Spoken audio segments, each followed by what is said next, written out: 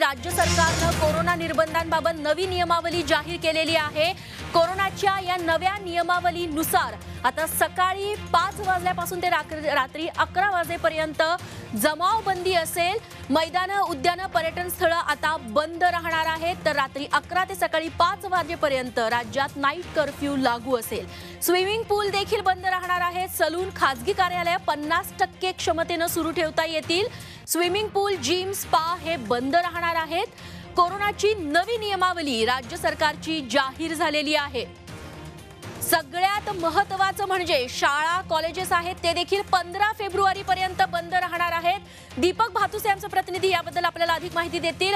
दीपक, काय नवे नियम राज्य सरकारने लागू केले, कधीपासून हे सगळे नियम लागू होत आहेत? रेश्मा, या आठवड्यातच उपमुख्यमंत्री अजित पवार यांनी आढावा बैठक घेतली होती। त्यानंतर मुख्यमंत्र्यांबरोबरही चर्चा झाली होती आणि कोरोनाचे वाढणारे रुग्ण लक्षात घेता राज्यामध्ये कडक निर्बंध लावण्यासंदर्भात चर्चा झाली होती। लॉकडाऊन लावला जाणार नाही असं उपमुख्यमंत्री त्याचबरोबर आरोग्य मंत्र्यांनी सुद्धा स्पष्ट केलं होतं। मात्र निर्बंध कडक असतील असं त्यांनी जाहीर केलं होतं। हे कडक निर्बंध काय या संदर्भात राज्यातील जनतेला उत्सुकता होती आणि आज या संदर्भातले आदेश जे आहेत ते राज्य सरकारने जारी केलेले आहेत। त्यानुसार काही कडक निर्बंध लावण्यात आलेले आहेत। रात्री 11 ते सकाळी 5 वाजेपर्यंत नाईट कर्फ्यू असणार आहे। त्यामुळे रात्री तुम्हाला आता बाहेर अत्यावश्यक सेवा वगळता इतर लोकांना फिरता येणार नाहीये। 11च्या आत तुम्हाला आता घरात पोहोचावं लागणार आहे। अत्यावश्यक सेवेतील कर्मचाऱ्यांना याच्यातनं वगळण्यात आलेलं आहे। दुसरीकडे स्विमिंग पूल, जिम्स, स्पा हे सगळं पूर्णपणे बंद ठेवण्याचा निर्णय घेण्यात आलेला आहे। सलूनमध्ये 50%च्या क्षमतेने सलून चालवण्याचा आदेश आहे। त्यामुळे हे जे सगळे निर्बंध आहेत ते निर्बंध कोरोनाचे वाढते रुग्ण लक्षात घेता राज्य सरकारने जारी केलेले आहेत। आज आपण महाराष्ट्रातला कोरोनाचा आकडा बघितला तर तो 40,000च्या घरात आहे आणि त्यामुळे आता जरी या नव्या व्हेरियंटमध्ये कोरोनाच्या विषाणूमध्ये रुग्ण अतिगंभीर होत नसले किंवा घरीच ट्रीटमेंट घेऊन बरे होत असले तरी त्याचा फैलाव जलद गतीने होत असल्यामुळे राज्य सरकारने हे पाऊल उचललेलं आहे। कारण जवळपास 8 दिवसातच कोरोनाचा आकडा जो आहे रुग्णांचा तो जवळजवळ 4-5 हजारावरून तो आज 40,000 वर गेलेला आहे। म्हणजे जवळपास 10% रुग्ण या काळामध्ये आठवड्याभरात वाढलेले आहेत आणि हा जर वेग असाच वाढला तर जो अंदाज आरोग्य विभागाने यापूर्वीच वर्तवलेला आहे की जानेवारीच्या साधारणतः शेवटच्या आठवड्यापर्यंत राज्यामध्ये प्रतिदिन 2 लाख रुग्ण आढळतील आणि त्यामुळेच रुग्ण जास्त संख्या आहे। मृत्यूदर जरी या सगळ्यामध्ये कमी असला। निश्चित दीपक, त्यासोबतच हॉटेल, रेस्टॉरंट तसंच लग्न कार्य, अंत्यविधीचे कार्यक्रम याच्यासाठी काय मर्यादा घालण्यात आलेल्या आहेत? आणि सगळ्यात महत्त्वाचं प्रेक्षकांना सांगते 10 जानेवारीपासून म्हणजे रविवारच्या मध्यरात्रीपासून हे सगळे नियम लागू होणार आहेत। दीपक, काय अधिक तपशील?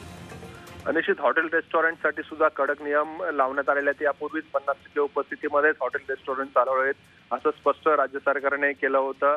त्याच्यातच नाईट कर्फ्यू आहे। शाळेसाठी एक महत्वाचे आहे, काही ठिकाणी शाळा या 31 जानेवारीपर्यंत बंद ठेवण्याचा निर्णय घेण्यात आला होता। मात्र आता सरसकट 15 फेब्रुवारीपर्यंत या शाळा ज्या आहेत त्या बंद असणार आहेत राज्यभरातल्या।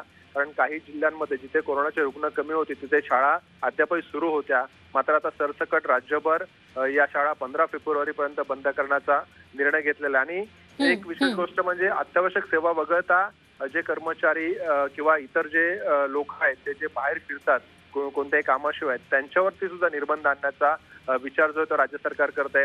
आता हे दुसरं पाऊल आहे कडक निर्बंधाचं। कारण यापूर्वी आपल्याला माहिती आहे अंत्यविधी आणि लग्न समारंभासाठी राज्य सरकारने निर्बंध लादलेच होते। लग्नविधी हा 50 लोकांच्या उपस्थितीत करावा, त्याचबरोबर अंत्यसंस्कार हे 20 व्यक्तींच्या उपस्थितीमध्येच करावे असे निर्बंध होते। राजकीय धार्मिक कार्यक्रमांवर सुद्धा निर्बंध आणण्यात आले होते आणि हे निर्बंध पहिल्या टप्प्यात राज्य सरकारने लावले होता। हा निर्बंधांचा कडक निर्बंधांचा दुसरा टप्पा आहे। त्याच्यामध्ये स्पा आणि सलून, हॉटेल, रेस्टॉरंट, स्विमिंग पूल याच्यावर निर्बंध आणलेले आहेत। स्विमिंग पूल तर पूर्णपणे बंद असणार आहे। जिम आणि स्पा सुद्धा पूर्णपणे बंद असणार आहे। अशा पद्धतीने जिथे जिथे आवश्यकता नाहीये आणि ज्याच्यामुळे कोरोनाचा फैलाव होऊ शकतो अशा गोष्टी राज्य सरकारने या दुसऱ्या टप्प्यामध्ये बंद करण्याचा निर्णय घेतलेला आहे।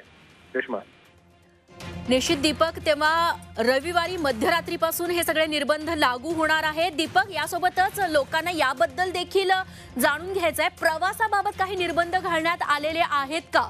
जर राज्यातल्या राज्यात प्रवास करायचा असेल, या राज्यातून दुसऱ्या राज्यात किंवा दुसऱ्या राज्यातून आपल्या राज्यात यायचं असेल तर काय निर्बंध घालण्यात आले? रेश्मा, सध्या तरी त्याच्या संदर्भात कुठलेही निर्बंध राज्य सरकारने घातलेले नाहीत. आपल्याला पहिल्या आणि दुसऱ्या लॉकडाऊनमध्ये आठवत असेल तर जिल्हा बंदी सुद्धा राज्य सरकारने लागू केली होती. म्हणजे एका जिल्ह्यातून दुसऱ्या जिल्ह्यात तुम्ही जाऊ शकत नव्हता. जर जायचं असेल तर तुम्हाला ई पासची गरज होती आणि ई पास अत्यावश्यक कारणाशिवाय मिळत नव्हता. मात्र या आत्ताच्या घडीला राज्य सरकारने असे जिल्हा बंदीचे निर्बंध लावलेले नाहीयेत. म्हणजे तुम्ही एका जिल्ह्यातून दुसऱ्या जिल्ह्यात अजूनही सहजपणे प्रवास करू शकता.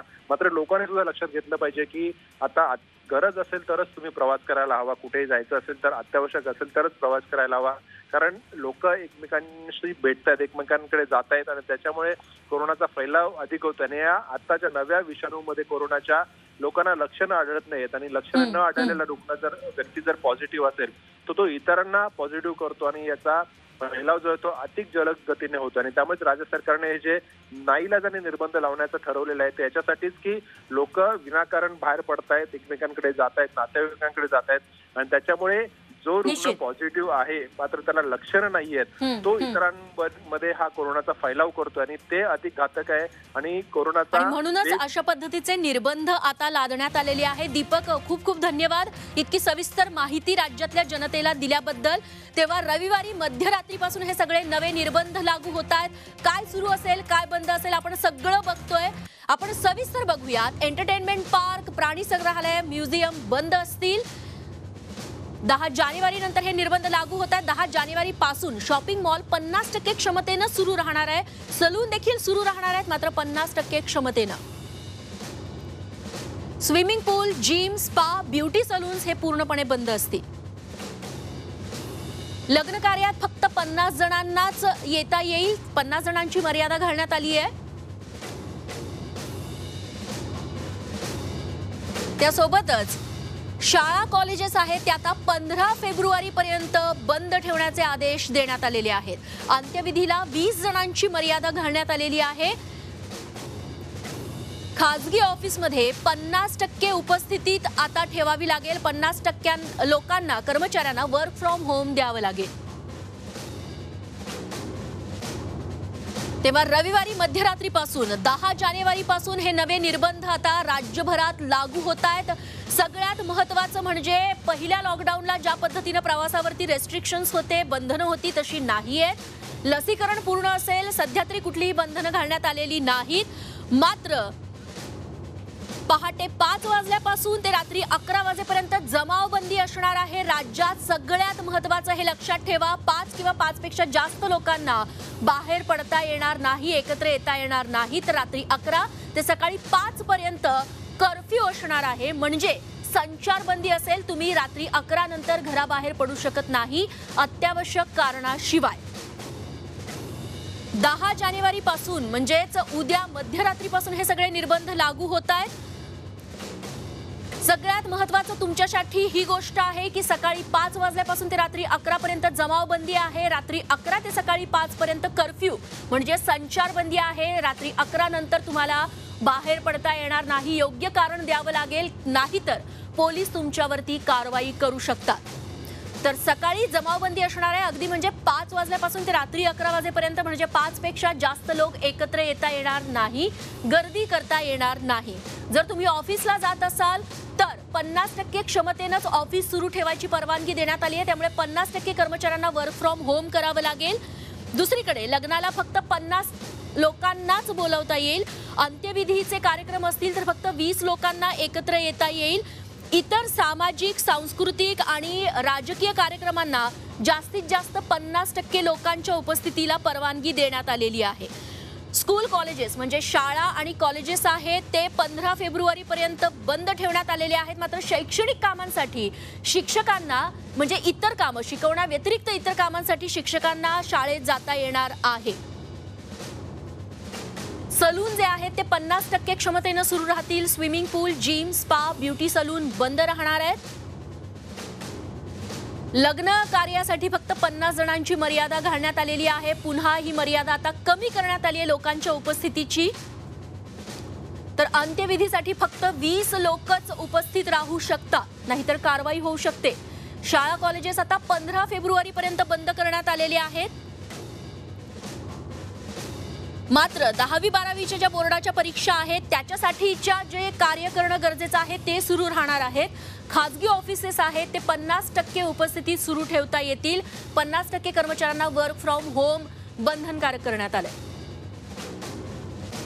पूर्ण क्षमतेनं ऑफिसेसमध्ये कर्मचाऱ्यांना ठेवता येणार नाही.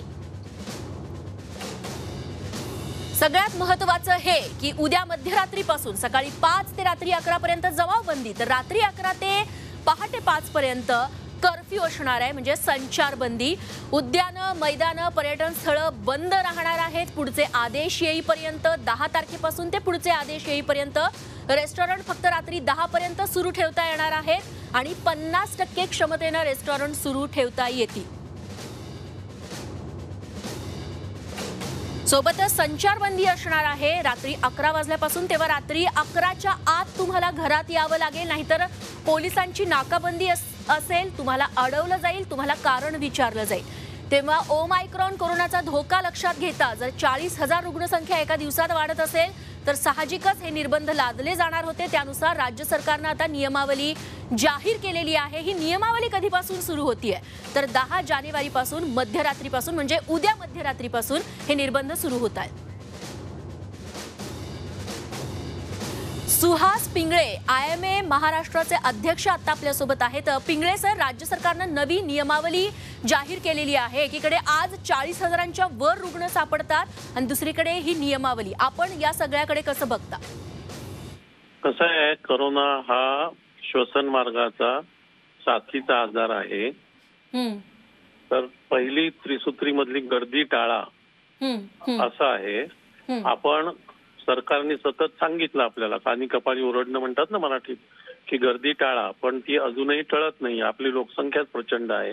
त्याच्याकरता सरकारने हा एक आता उपाय केलेला आहे की 50% उपस्थिती सर्व ठिकाणी, म्हणजे आस्थापना असतील, हॉटेल्स असतील, थिएटर्स असतील, त्याच्यानंतर वेळ कमी केलेली आहे त्यांनी, म्हणजे गर्दी आणखीन कमी होईल अशी त्यांची अपेक्षा आहे.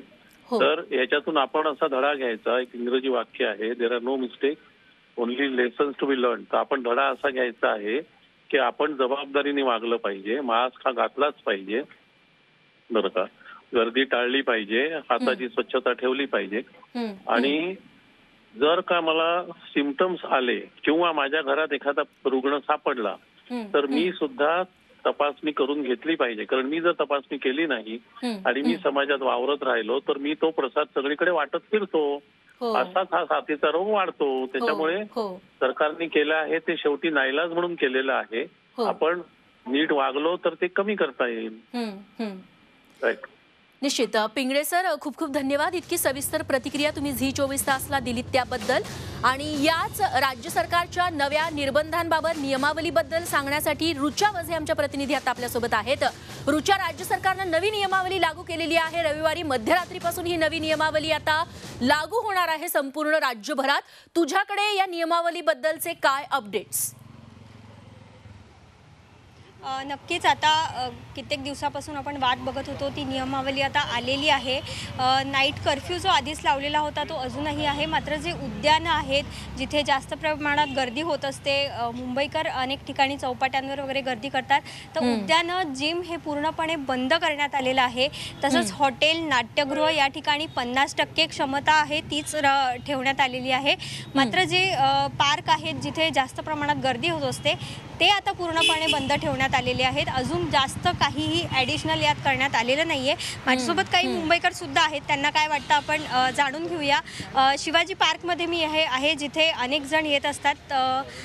नवीन निर्बंध लावण्यात आलेले आहेत. नाईट कर्फ्यू तर आहेच, लॉकडाऊन नको तसं तर लॉकडाऊन लावण्यात आलेलं नाहीये. काय वाटतं या नवीन निर्बंधाबद्दल? आणि मुंबईकर ऐकतायत का, मास्क लावतात का, तुम्हाला काय वाटतं?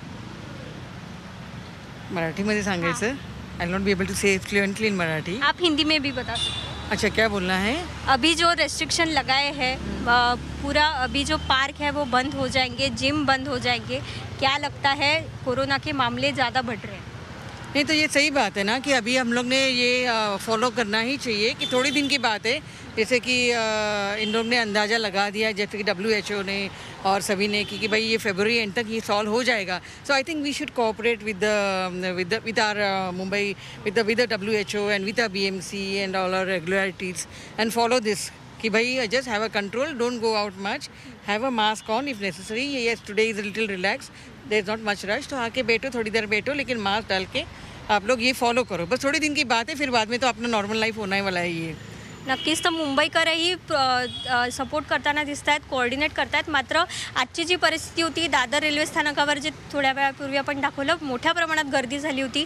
तर आता खाजगी ऑफिसेसमध्ये 50% क्षमता ठेवण्यात आलेली आहे. हे सुद्धा एक नवीन निर्बंध ॲड करण्यात आलेला आहे. त्यामुळे खाजगी ऑफिसेसमध्ये सुद्धा आता 50%च लोक येऊ शकतील. जी लोकल स्टेशनवर सध्या गर्दी दिसते ती काही प्रमाणात कमी होईल असं वाटतंय. कारण मुंबईकर जास्त बाहेर पडलेले आहेत, 2 डोस अनेकांचे झालेले आहेत.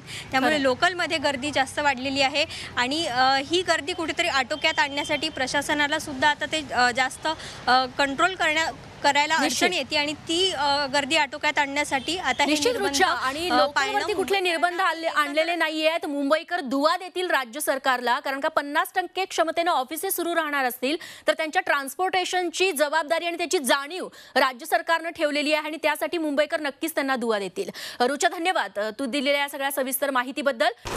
लाल मातीतली कुस्ती म्हणजे